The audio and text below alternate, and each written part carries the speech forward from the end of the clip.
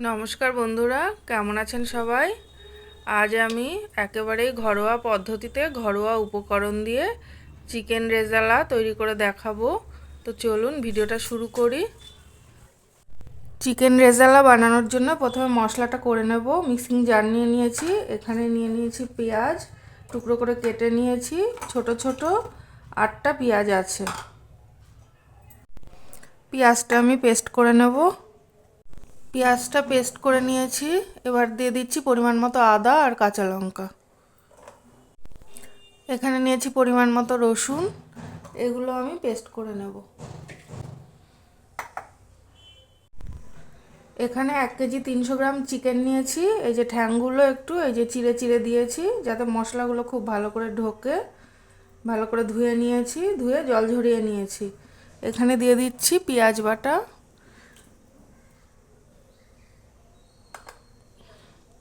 আর দিয়ে দিচ্ছি টক দই। 100 গ্রামের একটু বেশি টক দই আছে এখানে। মাংসটা ম্যারিনেট করে নেব। আর দিয়ে দিচ্ছি গোলমরিচের গুঁড়ো,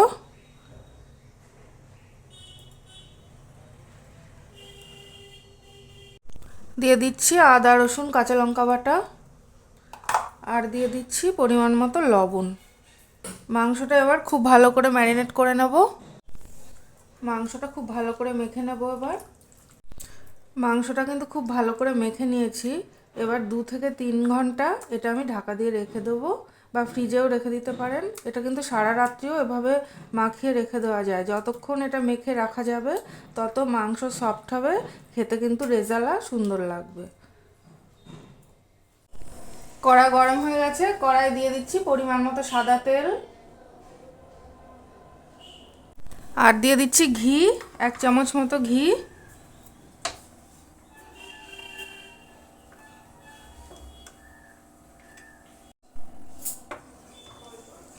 ফোড়নের জন্য দিয়ে দিচ্ছি তেজপাতা আর শুকনো লঙ্কা,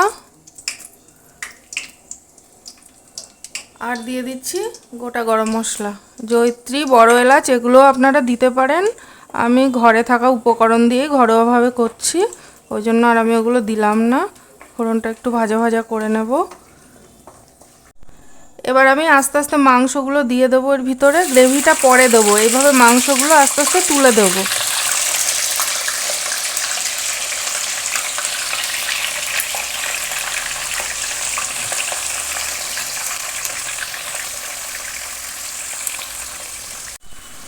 হাই ফ্লেমে মাংসটা একটুখানি নেড়ে চেড়ে নেব, এইভাবে একটুখানি ভেজে নেব।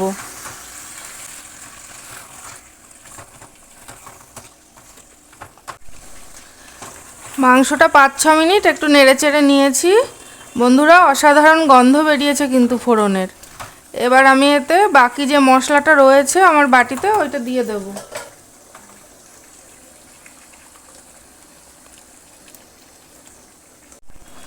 মশলাটা আমি এখন হাই ফ্লেমে এভাবে কষাতে থাকবো।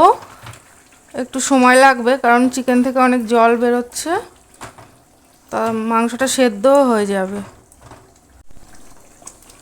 এইটা নাড়াচাড়া করে কষাতে কষাতে আমি একটুখানি পোস্ত আর কাজু, এই যে এখানে নিয়েছি পোস্ত 1 টেবিল চামচ, আর কাজু, এটা আমি একটু ভিজিয়ে রেখে এটা আমি বেটে নেব।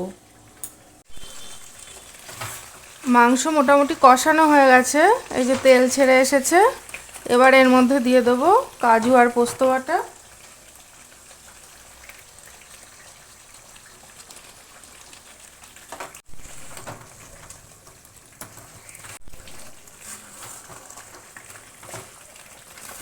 বাটিটা ধুয়ে এবার একটু জল দিয়ে দেব। বাটিটা ধুয়ে একটু জল দিয়ে দিচ্ছি, আর দিয়ে দিচ্ছি টক দই দিয়েছি, তাই জন্য একটুখানি চিনি দিয়ে দিচ্ছি। একটুখানি ভালো করে নাড়াচাড়া করে মিশিয়ে দেব। এখানে আমি রিং রিং করে 2টো পেঁয়াজ কেটে রেখেছি, মানে যে 8টা পেঁয়াজ দিয়েছি তার থেকেই কেটে রেখেছিলাম। এগুলো আমি একটু দিয়ে দিচ্ছি। এটা না দিলেও হয়, ওই দেখতে একটু ভালো লাগবে ওই জন্য দিচ্ছি। এবারে গ্যাসের ফ্লেমটা মিডিয়াম টু লোতে করে একটু ঢাকা দিয়ে দিচ্ছি। 7-8 মিনিটের জন্য একটুখানি নেড়ে দিতে হবে আবার, নইলে তলায় লেগে যাবে।